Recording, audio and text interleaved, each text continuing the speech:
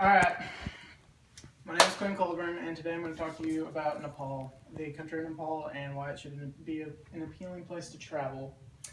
First I'm going to start off talking about the geography and statistics, and then I will talk about the social and cultural aspects of it, and then the travel aspects of it. First off, Nepal is a very small country. It only has about 30 million inhabitants and only comprises about 150,000 square kilometers, which is about the size of Arkansas.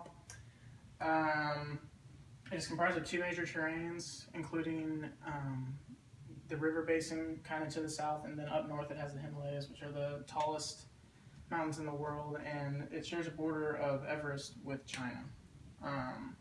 The government is a democratic government with a single president named Ram Yadav. Their currency is the Nepali rupee, and there are about 100 rupees to every US dollar. And so on to social and cultural aspects.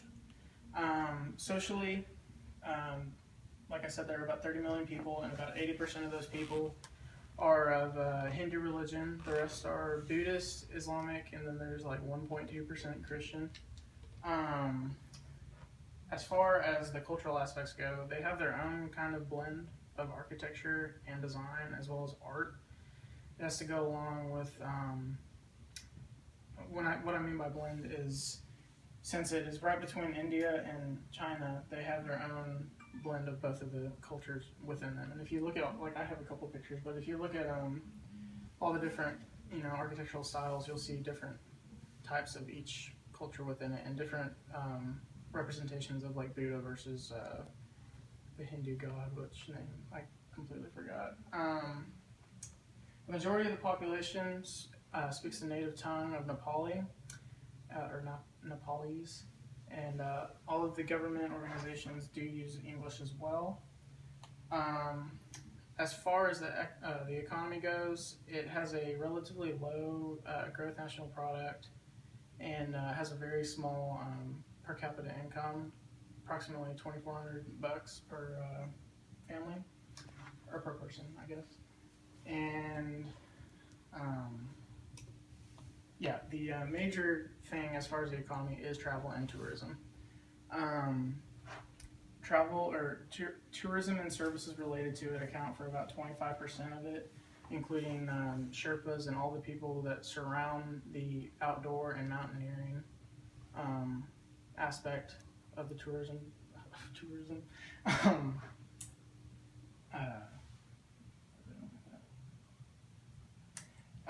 Mount Everest, since it is like a very large destination for all of these mountaineers, all of these Sherpas that live in Kathmandu, which is the capital, live there, and then they will travel with the groups up to the base camp of the mountain and climb up, and a lot of the money goes through that and through supplies.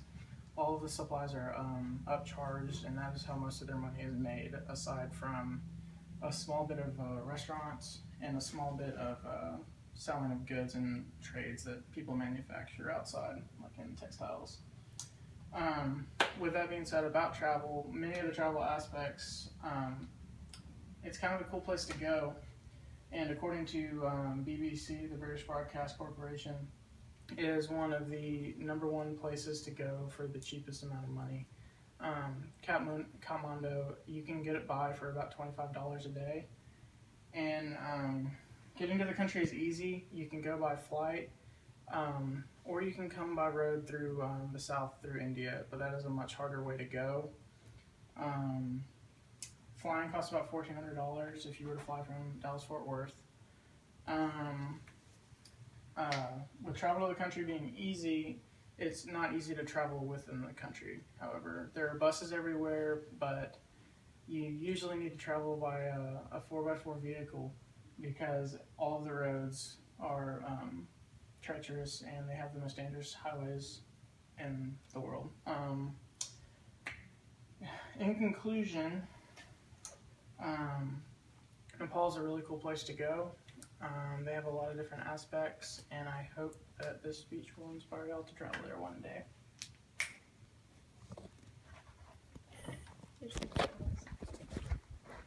People.